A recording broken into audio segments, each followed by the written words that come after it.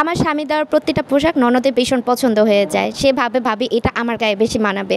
এরকম কথাবার্তায় আমার মনটাও খুবই খারাপ হয়ে যায়। শাশুড়ি ও ননদের কথায় রাজি হয়ে যায়। তাই তো স্বামীকে বললাম এবার শীতে ২ জনের জন্য আলাদা আলাদা না কিনে একই রকম পোশাক কিনো, কারণ আমার প্রত্যেকটা পোশাকই ওরও পছন্দ হয়ে যায়। স্বামী যেই ভাবা সেই কাজ, একই রকম পোশাক কিনলো কিন্তু কালার ২টা ভিন্ন কিনলো।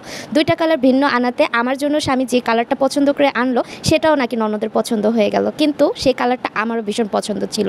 এবার আর পোশাকটা ননদকে না দিয়ে নিজেই পরে নিলাম। শাশুড়ির মুখ তো অনেক ভারী হয়েছিল, কালো হয়েছিল।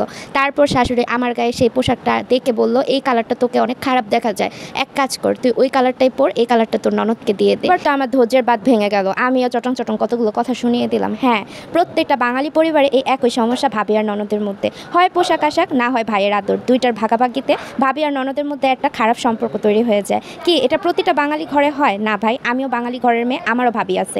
আসলে এটা ছোট লোক পরিবারে ছোট লোক মেন্টালিটি মেয়েদের মধ্যে থাকে। কই আমরা তো পরের মেয়েকে এত জ্বালাতন করি না। আসলে ওরা পরের মেয়ে হোক, ননদ হোক, ভাইয়ের বউ হোক, ওরা যে চরিত্রে যাবে সেই চরিত্রে আগুন লাগানোর জন্য যথেষ্ট।